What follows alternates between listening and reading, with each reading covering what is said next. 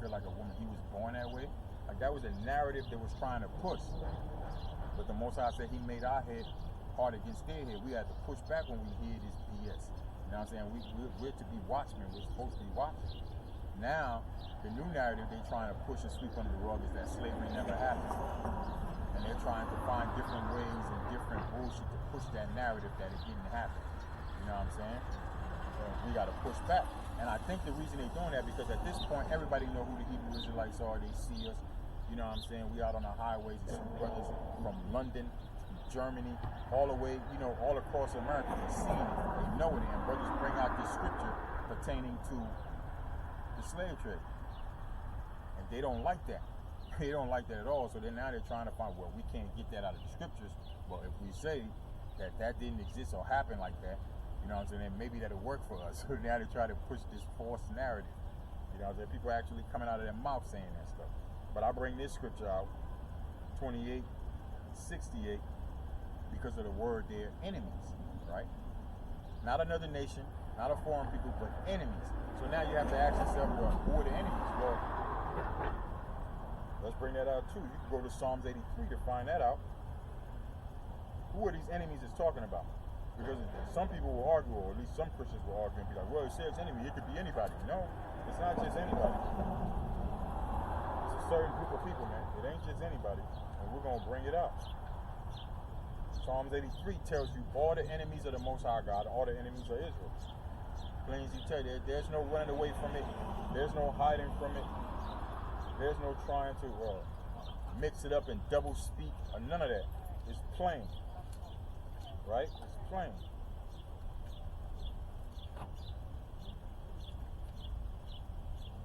We're going to bring it out. This is Psalms 83. Again, we're talking about salvation, but in talking about salvation, we're now breaking down the enemies. Who the enemies of Israel are, who are also the enemies of God. Right?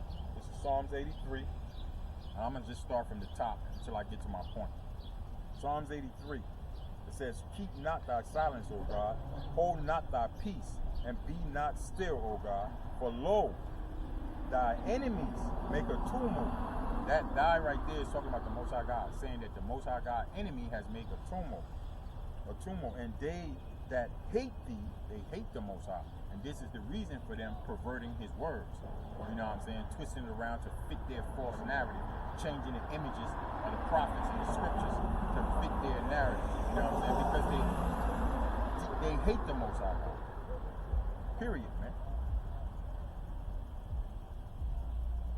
For lo, thy enemies make a tumult, and they that hate thee have lifted up their head. They have taken crafty counsel against thy people, and consulted against thy hidden ones.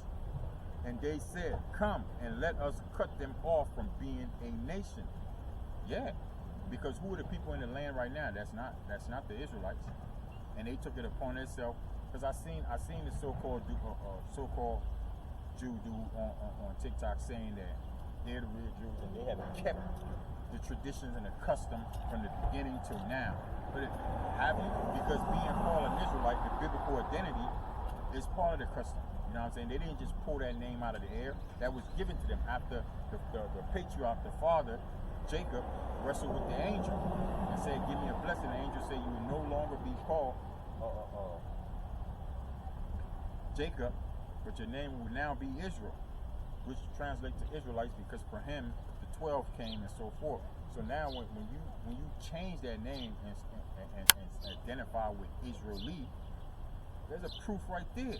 But people don't even see that, because it says right here, it says let's cut them off from being a nation.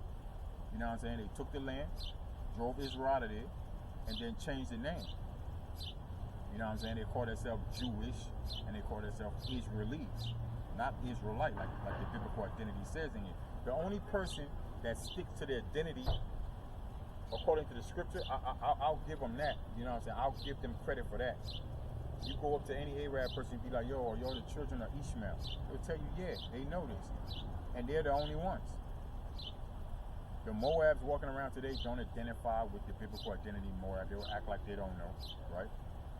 The Ammons, they'll do the same thing, right? The Edomites, we know they deny that shit. right? And the Hamites, they just go with whatever Esau said it is. Esau said, oh, yo, this and that. They'd be like, oh, okay. They just go with it. You know what I'm saying? Everybody's trying to hide because, and the reason, because there are biblical identities of people walking around today on the earth, right? And there are curses on them, just like there's curses on Israel. And just like we're going through the curses we're going through now, these people are trying to hide from theirs. You know what I'm saying? And they think by changing their names, their biblical identity, that they can hide. Oh no, we're not those people. Yeah, right. Okay. But it says, they have said, come and let us cut them off from being a nation, that the name of Israel may be no more in remembrance. That the name of Israel shall be no more in remembrance. And it takes me back to my point. They changed their name from Israelite to Israelis. You know what I'm saying? But let's keep it going, because we're not on that. We're trying to find out who the enemies are. Right? And it says, that the name of Israel may be no more in remembrance, for they have consulted together with one consent. They are confederate against thee. Now they're about to name all of these, these people walking around today, their biblical identity, who they are, and it's saying that they all have come together on one consent. This is why they all want to be black, but they don't want to be black, right? They copy our dance moves. Anything we do that's popular, they're down with it, but they hate and despise us. Everybody. This is the same reason why Dominicans would quickly tell you, me no black, me no black, me no black, blacker than me, and telling me no black, and he says it like somebody got a gun pointed to him and trying to kill him. You black, me no black, me no black. That's how they say their shit all the time. Or while in the Latin communities, the Latin fathers and mothers will always tell their daughters not to bring no Moreno, no Mayate home. Why is that? Even if he rich. Like, for example, Kobe Bryant, I believe his wife was Latino. Their parents wasn't down with that from the beginning. You know what I'm saying? There's a reason for that.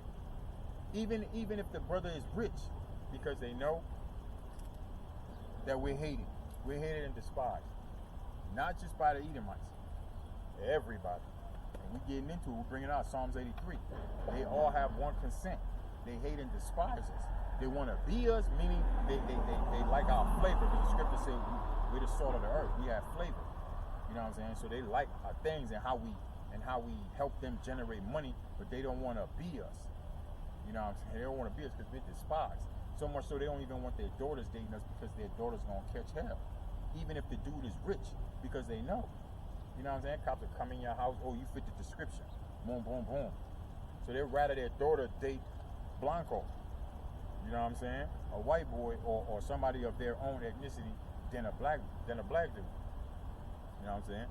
Which, cool anyway, because according to the scripture, we're not supposed to date outside of our nation anyway. And we have 12 tribes of women to pick from. So it's cool, but I'm trying to make a point. You know what I'm saying? I'm trying to make a point. They hate and despise us, right? These people, we're about to bring them out. It says, but they have consulted together with one consent. They are confederate against thee, against the Most High. They're against him. They changed the image of his son. They try to pervert his word to match their own narrative. You know what I'm saying? They hate the Most High, and they're confederate against him. And to the further extent, they hate his children as well, who are Israelites, who are all on the sign. You black man, you native man, you Latino man. You know what I'm saying? We're the people of the book. They hate and despise us, right? For they have consulted to gather with one consent. They are confederate against thee. The tabernacle of Edom. Oh, that's an enemy of the Most High God and to the children of Israel, because that's what we're talking about now, the enemies. And the Ishmaelites. Yep. So the Edomite, the so-called white man. The Ishmaelite, the so-called Arab man. And Moab, the so-called the Chinese man? Moab? What's Moab? Moab is the so-called Chinese man, yeah. So-called Chinese man, Moab. And the Hagarees, which are Egyptians. Yeah, Egyptians. What's going on, bro? Did y'all ever hear that y'all Israelites? Yeah. Okay, bet. The Hagarees, they are Egyptians, yeah. Gabal, I believe Gabal is a set of Hamites, right? Hamitic, they're descended from Ham, right? And Ammon is the Japanese, yeah, the Japanese. And the Amalekites is the chief house of the synagogue, say, chief house of the adversary, man. He sits at the front of it. He's the chief one. And that's the so-called, you know who, that's in the land right now. They're descendants of Amalekite. They're descendant of Amalek. They're Amalekites. You know what I'm saying? And they're one of the enemies. The Philistines and the inhabitants of Tyre, Arshu is the Syrians, also join with them. They have helping the children of Lot, Salah. Those are the enemies, man. Those are the enemies. Those are the ones with one consent. And these are the very same people you see with nukes, that's up there, what they call superpower, like nations with superpower with nukes and what, that's running stuff right now, right? America's in debt to who? China. Trillions of fucking dollars. Russia, they doing their shit, they're Edomites. You know, then you have Great Britain, they're Edomites. And you have America, Edomite, Mystery Babylon, right? Yeah. The same ones, confederate against who? Against our hidden ones, Israel, and against the Most High.